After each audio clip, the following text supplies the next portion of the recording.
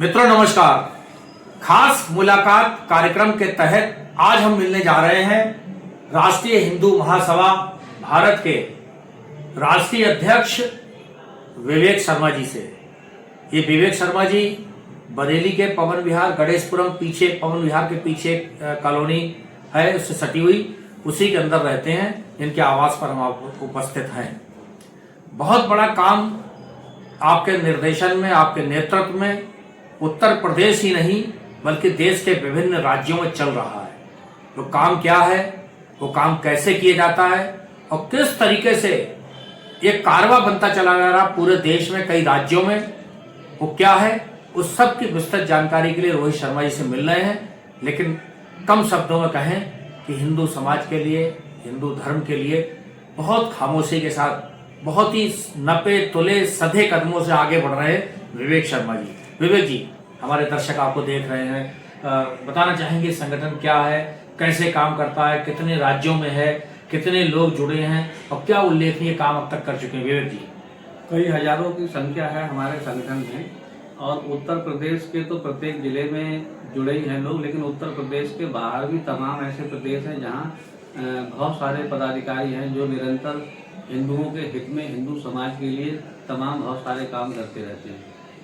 जैसे आपका हरियाणा है, पंजाब है, मध्य प्रदेश है, महाराष्ट्र है, झारखंड है, कई ऐसे राज्य हैं जहां हमारे संगठन के पदाधिकारी निरंतर हिंदुओं के हित में कार्य करते ही रहते हैं। वो कार्य क्या रहते हैं? कोई धार्मिक आयोजन करते हैं? धार्मिक आयोजन भी करते हैं, सामाजिक कार्य भी करते हैं और किसी भी बहन बेटी को किसी भी प्रकार से हिंदू महासभा की आवश्यकता पड़ती तो हिंदू महासभा का प्रत्येक कार्यकर्ता उस बहन बेटी के साथ निरंतर लगा है। और आर्थिक रूप से हो या किसी भी प्रकार से किसी तरह की कोई भी सहायता हो, हिंदू महासभा प्रत्येक हिंदू के साथ खड़ा है। अक्सर देखा गया है कि आर्थिक तंगी का इस दौर के अंदर कभी कभी बेटियों की शादियां नहीं हो पा रही हैं, रुक जा रही हैं, या परिवार में कोई लाचार व्यक्ति है, कोई गंभीर बीमारी, कैंसर, हृदय रोग जैसी बीमारी अगर हो जाए, आपको जानकारी मिले तो आप कैसे क्या करते हैं मैनेजमेंट? देखिए, पहली चीज तो क्या है कि हम लोग कोशिश यही करते हैं कि हम लोग आपस में सहयोग राशि को एकत्रित करके किसी भी बहन बेटी की अगर शादी होती तो उसमें पूरा सहयोग करते हैं। और उसके साथ साथ में बहुत सारी योजनाएं आती हैं सरकार के माध्यम से।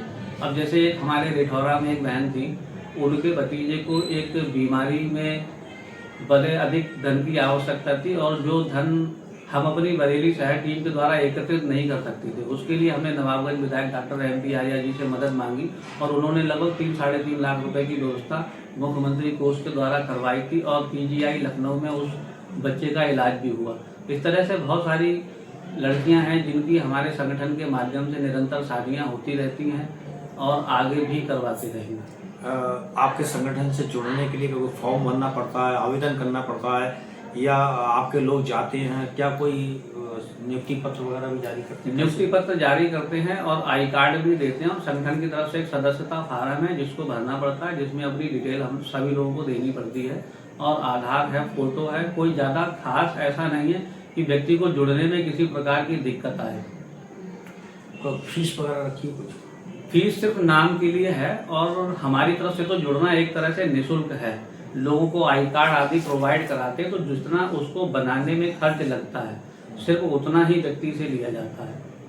हमारे माध्यम से कुछ दर्शकों से अपील करना चाहेंगे, और दर्शक आपको देख रहे हैं और मुझे लगता है उत्तर प्रदेश के अलावा बाहर के दर्शक भी देख रहे हैं, कुछ मैसेज? मैं सभी से यही अपील करूंगा कि अधिक से अधिक संख्या में लोग जुड़ें राष्ट्रीय हिंदू महासभा भारत से, जो कई प्रदेशों में निरंतर हिंदुओं के हित में कार्य कर रहा है।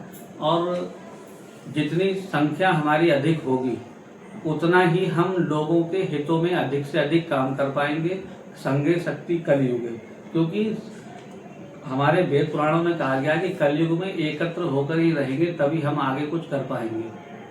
अंत में मैं साहब विवेक जी आपके बारे में हमारे दर्शक जानना चाहेंगे व्यक्तिगत तौर से कि आपके माता पिता के बारे में, आपके बहन भाई, आपके परिवार के बारे में, और किस तरीके से आप मैनेजमेंट करते हैं। क्या आर्थिक दिक्कतें आती होंगी तो कैसे क्या कुछ करते होंगे? आर्थिक दिक्कतें तो बहुत सारी आती हैं क्योंकि किसी भी संस्था या संगठन को चलाने के लिए धन की आवश्यकता पड़ती है और धन की आवश्यकताओं के लिए जो है कहीं ना कहीं से कोई ना कोई माध्यम तो होना चाहिए। लेकिन अगर हमारे मन में दृढ़ संकल्प है और निश्चय है कि हमने कुछ करना है अपने समाज के लिए, अपने देश के लिए, अपने हित के लिए, तो हम नहीं समझते कि धन की कोई ऐसी आवश्यकता पड़ेगी, क्योंकि बहुत सारे लोग संगठन में इस प्रकार के भी जुड़ जाते हैं जो हर प्रकार से हिंदुओं के हित में सहयोग करते हैं, चाहे वह गरीब की बेटी की शादी हो या किसी भी प्रकार से किसी बच्चे की शिक्षा का मामला हो या कोई अन्य मामला हो। तो तमाम साथी ऐसे हैं जो निरंतर सहयोग करते रहते हैं गुप्त रूप से। आपका परिचय जानना चाहेंगे? मेरा परिचय ज़्यादा बड़ा तो नहीं है, लेकिन एक छोटे परिवार से, एक सूक्ष्म परिवार में मैंने जन्म लिया था जिला बरेली में। मेरे पिताजी बरेली यूनिवर्सिटी में थे, श्री हरद्वारी लाल शर्मा, और जिनके विषय में प्रत्येक व्यक्ति जानता है, बहुत ईमानदार व्यक्ति थे। और उन्हीं की कुछ छाया हमारे अंदर भी है, जो हमारे अंदर भी एक ईमानदारी का, लोगों के हित में काम करने का एक छोटा सा जुनून है। और उसी जुनून को लेके हमने 2021 में अपने संगठन की शुरुआत की और 2021 से लोगों की निरंतर सेवाएं करते चले आ रहे हैं। और उससे पहले भी तमाम कई संगठनों में लोगों के साथ में रह के सेवा की। अपने माता पिता, बहन भाई? हम 2 भाई हैं और हमारे माता पिता हैं जो मेरे साथ रहते हैं, और हम एक ही परिवार में सब लोग रहते हैं। सम्मिलित परिवार है हमारा, और काफ़ी कुछ प्रयास करते हैं कि हमारे माता पिता भी हमारा इन सब कामों में बड़ा अच्छा सहयोग करते हैं। देखिए, ये थे विवेक शर्मा जी, जो कि प्लाईवुड कारोबार से जुड़े हुए हैं। जीविकोपार्जन का साधन उनका प्लाईवुड के कारोबार में जुड़कर है, लेकिन उनके अंदर समाज के लिए, हिंदू हित के लिए काम करने की बहुत लगन है। ये छोटी सी लगन उनके लिए आज इतना वटवृक्ष के रूप में सामने लेकर आई है कि पूरे देश भर में आपके निर्देशन में काम हो रहा है, और बहुत बड़ा काम हो रहा है, जिसकी चर्चा आपने की भी थी। साथ ही ये भी बताया कि संघे शक्ति कलियुगे, अर्थात कलियुग में संगठन के अंदर ही शक्ति होगी। उस संगठन को गढ़ने में, मजबूत करने में विवेक जी का अहम योगदान है। और हम इस खास खबर में आपको ये भी दिखाने जा रहे हैं अंत में, किस तरीके से नियुक्ति पत्र यहाँ तैयार होते हैं, किस तरीके से आई कार्ड तैयार होते हैं, और फिर उन्हें बुंदेलखंड, झांसी, आगरा, उत्तर प्रदेश के अलावा पंजाब, हरियाणा, अन्य राज्यों में भेजा जाता है। वो भी हम इस खास खबर में आपको दिखाने जा रहे हैं। बहुत बहुत धन्यवाद हमारी इस खबर से जुड़ने के लिए विवेक जी आपका।